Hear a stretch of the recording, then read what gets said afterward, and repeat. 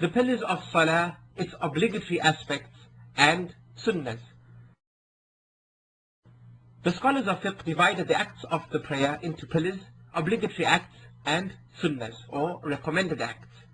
The pillars of the prayer are the intention, standing in the obligatory salah when one has the ability to do so, the initiating or the first takbir, the recitation of al-Fatiha, the bowing, the rising to be fully upright after bowing, the prostration on the 7 parts of the body, the sitting between the 2 prostrations, as well as sitting for the final tashahhud, and reciting the final tashahhud or sending blessings on the Prophet, may the peace and blessings of Allah be upon him, during the final tashahhud. Saying at-taslim or the saying of Assalamu alaikum wa rahmatullah, which marks the end of salah. Being serene when performing every essential part of salah and performing all of the above mentioned pillars in sequence. For all the above, if one leaves anything of them out deliberately, his salah is nullified. However, for him who left anything out due to forgetfulness, his situation may be due to him not remembering this omission until after reaching the same point in the following rak'ah.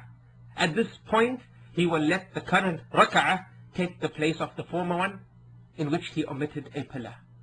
Thereafter, he prostrates for forgetting exactly the same way he prostrates when performing the 2 prostrations in the prayer, and then says taslim after the prostration. But if he remembers that he forgot a pillar from a rak'ah before reaching the same pillar in the following rak'ah, in this case he must return to perform that pillar as soon as he remembers it. An example of this is when a man forgets to make ruku', then prostrated immediately after completing his recitation. Thereafter, he remembered whilst in prostration that he had not made ruku'. In such a case, he must stand, make the ruku', and continue praying the rest of the prayer as normal. As well as the pillars, there are obligatory acts of prayer. These are the takbir, said while changing postures in salah, and saying Subhana Rabbiyal Azim while bowing, and Sami Allahu liman hamidah by the imam and a person praying alone. However, saying it is not prescribed for the person observing salah behind the imam. Saying Rabbana wa lakal hamd while rising from bowing is also obligatory, and Subhana Rabbiyal A'la during prostration, and Rabbi ighfirli in between the 2 prostrations, as well as saying the first tashahhud and also sitting down to recite it. If one who is praying deliberately omits any of these obligatory acts, then his prayer is void and he has to repeat it all over again.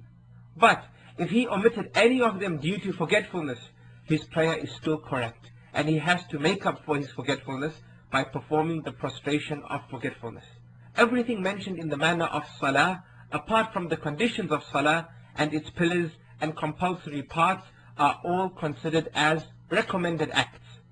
For example, al-istiftah, the invocation said silently before reciting Fatiha, and at-ta'awudh, by saying A'udhu billahi minash shaytanir rajim, and al-basmalah, by saying Bismillahir Rahmanir Rahim. Also, any tasbih, for example, Subhana Rabbiyal A'la, said after the first one during bowing and prostration, and any, that is a surah, recited after Fatiha, as well as raising one's hands while saying the initiating takbir, are all recommended acts.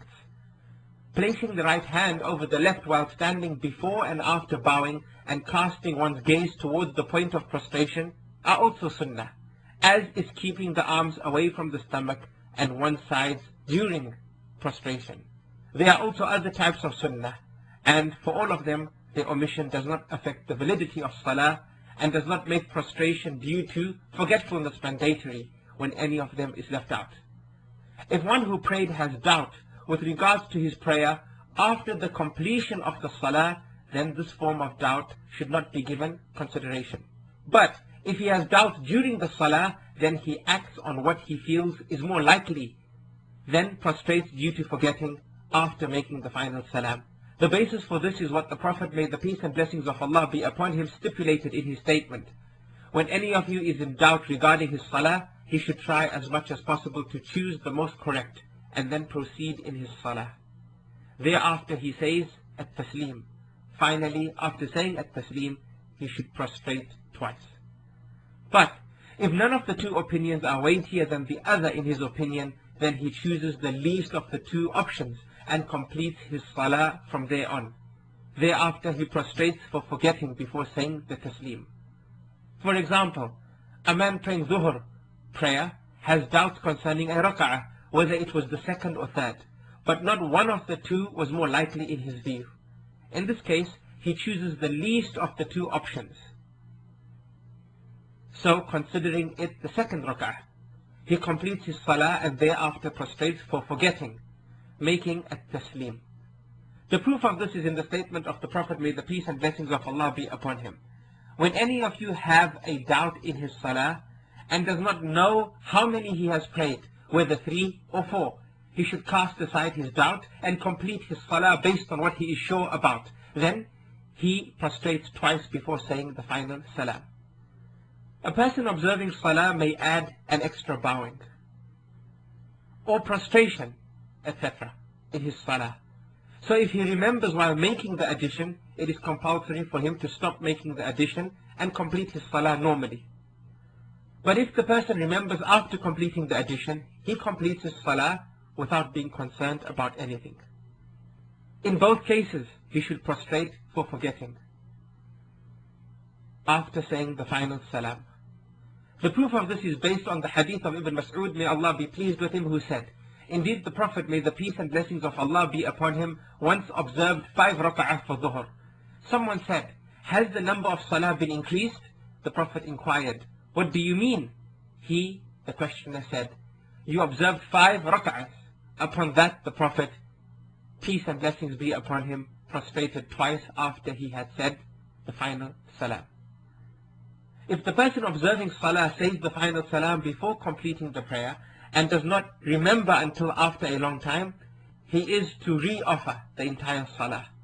However, if he remembers after a short while, for example after 2 to 3 minutes, he is just to complete his salah and then prostrate for forgetting after completing the prayer.